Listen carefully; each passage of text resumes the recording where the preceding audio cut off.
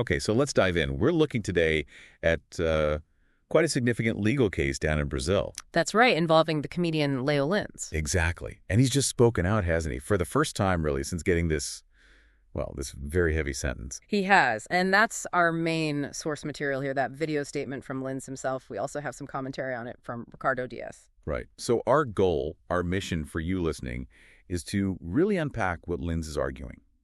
Get into his defense, his criticisms of the whole judicial process. And the sort of wider points he's making about free speech, society, art, and we'll hear what Diaz had to say too. Because this case, it feels like it goes beyond just one comedian, right? It taps into these bigger questions about how we interpret art, especially comedy, today. Absolutely. It's a chance for you to get past the headlines and hear the specific arguments being made directly from the sources we're looking at. What does this situation tell us about where things stand with free speech and humor? Okay, let's start with the facts as presented in the sources. The sentence itself, it's significant. It really is. We're talking over 8 years in prison. And on top of that, a fine close to 2 million Brazilian reais. Wow. Yeah, that's substantial. So how does Lins begin his response to that? Well, he immediately draws a line, a distinction between Leonardo de Lima Borges Lins, that's him, the person making the video, and Leo Lins, the comedic character he plays on stage. Okay, so the person versus the persona.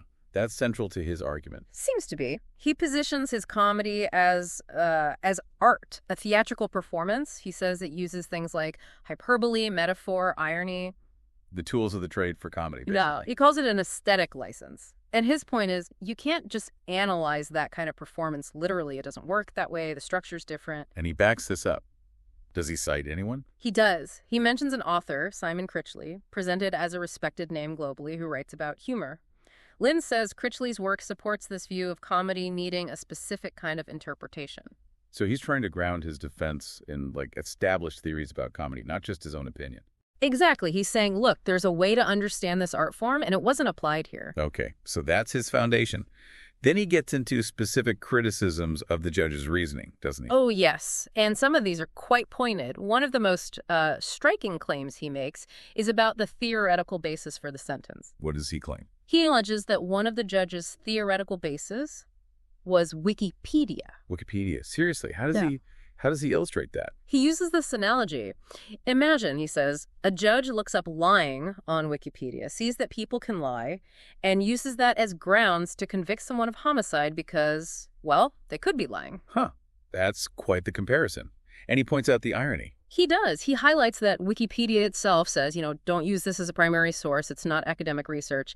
And he contrasts that with his own show, which he says also has disclaimers identifying it as humor, stand-up, fiction. So he's drawing a parallel there about ignoring the stated context. Seems like it. Then he shifts to how the judge interpreted the performance itself, the actual show. Right. What points does he make there? Well, one is the judge apparently stating that even with the script, the editing, the stage, the costume, all the signs of a performance, it seemed like it wasn't a character, but the actual person speaking. Despite all the evidence pointing towards performance. That's his argument.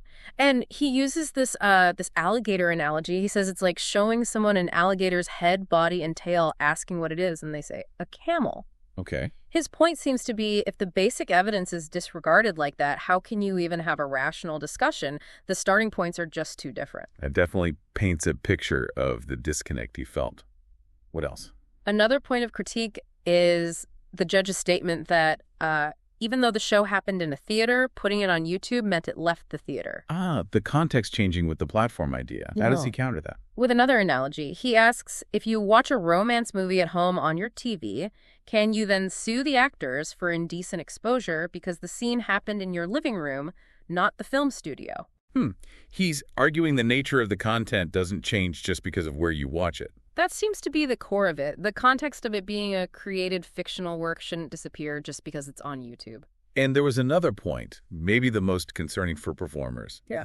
About the character itself. Yes. He highlights the judge allegedly saying something like, even if it were a character, there is still a crime. Wow. The implication there. Exactly. Lins argues that if that holds, then any actor playing a villain, a murderer, a thief, in a movie or series could theoretically be arrested for the actions of their character. That would pretty much undermine the whole idea of acting, wouldn't it? That's the danger, he points out. It blurs the line between fiction and reality in a way he finds deeply problematic for any kind of artistic portrayal. So, taking all these critiques together, the Wikipedia point, the alligator, the movie analogy, the character issue, how does he sum up his view of this judicial approach? He uses some strong language. He calls it rational blindness.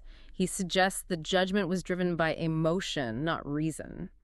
And he terms it a cognitive limitation, which he sees as, frankly, quite serious and concerning.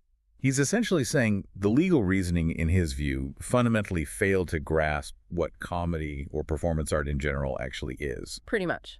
And from there, he broadens his scope, looking at what this means, or what he thinks it reflects, about society more generally. Okay, what's his take on the wider societal context? He uses this metaphor of society as a Roman Colosseum. You know, the crowds cheering when someone they see as an opponent falls, while the powerful people, the emperors in their box seats, are untouchable. So, a critique of selective outrage, divisiveness. Something like that. A sense that judgment is unevenly applied, and there's a kind of public spectacle aspect to it all.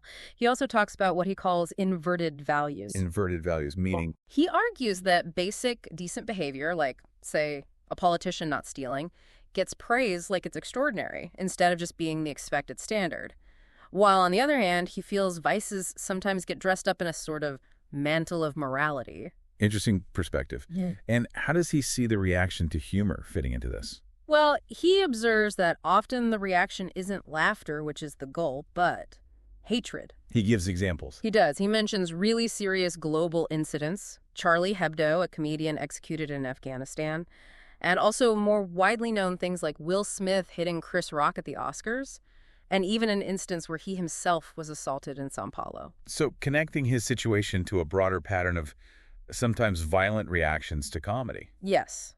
And he contrasts that kind of reaction with what laughter actually does biologically, releasing endorphins, dopamine, the positive physical response versus the hateful actions. He also mentioned an interaction during the trial itself, didn't he, Mm-hmm. with the prosecutor? Right. About his supporters. Apparently, the prosecutor asked if the people from minority groups supporting him weren't just a minority within the minority. How did Linz respond to that question? His counter was basically, isn't the whole point to respect minorities, regardless of their size? Is there a number below which respect doesn't apply? He also pointed out that in court, more people from minority groups were there supporting him than opposing him. So he's framing it as a matter of principle. Respect for minorities shouldn't depend on how numerous they are. That seems to be his argument there. And all this leads him to issue a warning, really, about the consequences of this kind of judgment against him. What's the core of that warning? He believes it sets a dangerous precedent, one where a simple joke can be legally deemed as inciting crime, hate, or prejudice. How does he illustrate that danger? He uses another analogy, blaming the creator of a video game, like Street Fighter, if someone plays it and then goes out and gets into a real fight. So, confusing representation or fiction with real-world cause and effect. Exactly. He argues this path leads to leveling society by the idiot, meaning the potential reaction of the most easily influenced or perhaps irrational person dictates the rules for everyone. And the end result of that, in his view. Needing the state to step in and control what people can see or hear or maybe even think. A significant restriction on freedom. It's a stark warning. Now, despite all this, the sources also mention he's received quite a bit of support. Oh, definitely. He mentions receiving millions, thousands of messages, way more than he expected, apparently, from all sorts of people. Colleagues, family, other comedians, legal experts, journalists, fans. And he shared some personal stories from people who reached out. Yeah, and these are quite moving. People telling him his jokes helped them get through really tough times, depression, losing someone, dealing with illness. Any specific examples stand out? There's one particularly striking story he tells about a young man who actually volunteered to testify for him. This young man said Linz's comedy had helped save his life when he was severely depressed. And he apparently showed Linz a tattoo. He got the symbol from Linz's show tattooed right over a scar from a past self-harm attempt. That's incredibly powerful. Really puts a human face on the impact comedy can have, doesn't it? It absolutely does. And Linz uses these stories, it seems, to underscore his point about the purpose of comedy. Which is what, according to him? He says comedy is fundamentally made for the next person. Its value isn't just in the joke itself, but in people experiencing it together, laughing together, that shared positive moment. Okay. So that covers Lynn's perspective pretty thoroughly. What about the commentary from Ricardo Diaz? How did he react to Lynn's statement? Dias seemed largely supportive of Linz. He called him very intelligent and expressed, well, disbelief at the judge's reasoning that Linz described. Did he have a take on why the judge might have reasoned that way? He suggested it pointed towards an ideological bias. He used a specific Portuguese term, militante. Militanta. What does that imply? Could you give us a sense? It's informal, often critical. It suggests someone, maybe in a position of authority, is acting more like an overly zealous activist, letting ideology cloud their professional judgment rather than being impartial. So Diaz is basically implying the judge's decision wasn't purely legal. I see. So quite a strong criticism there. What does Diaz hope happens next with the case? He explicitly states he hopes the verdict gets overturned on appeal in the second instance, as they say in Brazil, and that Linz avoids prison. And did Diaz see any potential, maybe unintended consequences of such a harsh sentence? Interestingly, yes. He floated the idea that this severity might actually backfire. A shot in the foot, he called it, for those who might be pushing for more censorship. How so? The idea being that such a heavy penalty for comedy could create a public backlash, potentially strengthening the fight against censorship in Brazil rather than suppressing speech.